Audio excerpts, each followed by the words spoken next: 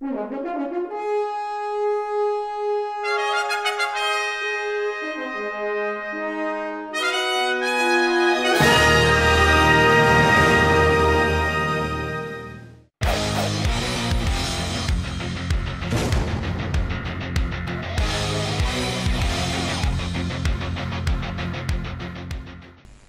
everybody, Angel Fate here and welcome to my kingdom! This is a kingdom management guide. Owning a kingdom is a good way to earn some side income and get some cheap resources.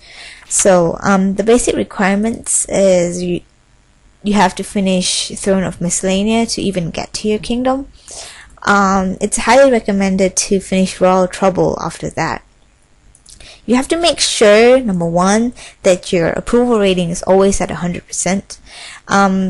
The easiest way to get from 0 to 100% is to woodcut, fish, or mine coal, because those resources don't run out that fast.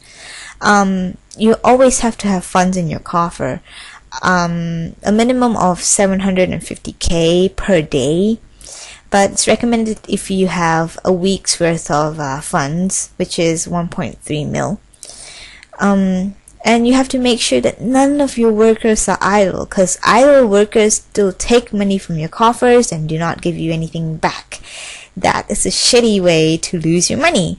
So make sure all 15 workers after Royal Trouble, or 10 after the Throne of Miscellania, are assigned to do something.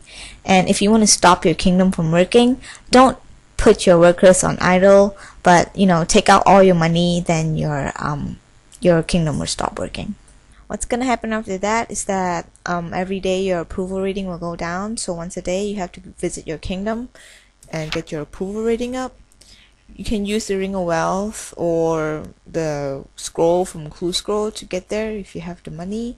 Just bring a rake and rake the flax patch, which is right outside your castle, which is the closest. You can cut maples, or if you forget, you can take 25 GP out of your coffers and buy a rake. Fairy ring, then you can just mine coal, or if you're farming, you can use a spirit tree, and if you want to get to the bush patch there, just use the tool leprechaun and treat the patches nearby. If you're taking a boat ride, I'm on Lunars, I usually get to Relica from Moonclan or Waterbirth. You can use the Enchanted Lyre or House Teleport if you want. You can fish. If you don't bring anything, you can barbarian fish.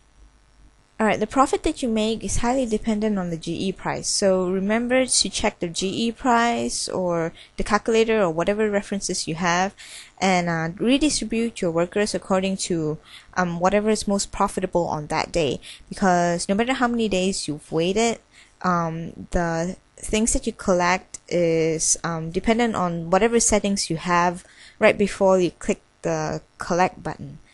Usually the most profitable items to collect are flax, coal, maples, herbs, and mahogany. It depends on the GE price. Sometimes coal's better, sometimes maples, sometimes flax. And you get random stuff sometimes, like herbs and random seeds and random gems. So there's no way to tell exactly which one's better than the others. Sometimes it's based on luck, and sometimes you earn a little more or less. So you can look up a calculator online, or you can do your own calculations. Alright, here comes the boring part. This is a simple calculation on how much money you will make off your kingdom. This table is available in the description bar. It's in JPEG form. So the profit you make per item that you receive from your kingdom is the GE price minus this red column right here. And so if you multiply that by the blue column and the amount of workers that you assign, then you get the profit you make off the main items that your kingdom gives you. So you add the bonus items. Okay, how much bonus items you will get is the purple column multiplied by the amount of workers that you get. Remember to round that down. Like example, if it's 18.8, that means you get 18 bonus items. So you multiply that by the GE price, and that's the total profit you make. Simple. Alright, so let's say you want to keep some of your resources. For example, you want to keep maples for fire making or fletching. So what you do is look up calculators or whatever references you have and find out what the best thing to collect is. And then you take whatever you spend, which is 75k a day after Royal Trouble, and divide that by the GE price of the item, and then divide that by this blue column right here. You will get the minimum amount of workers to break even. So if you put that minimum amount of workers into whatever that is, you'll be earning 75k back.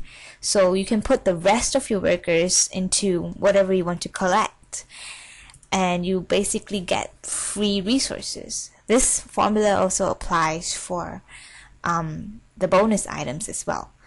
Alright, here are some extra notes. Remember that bonus items rounds down, so remember to keep your resources as long as possible so that you get more bonus items. You can use NPC contact to collect your resources and manage your kingdom, but you can't deposit and withdraw money from NPC contact.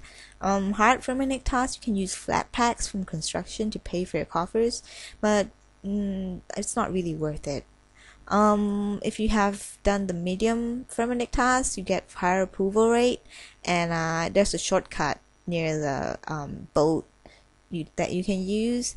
If you kill your citizens or steal from stores, it lowers your approval rating, so be good to your people. Alright everybody, that's it for the guide. I hope it helped. Thanks for watching, and I'll see you next time. Bye!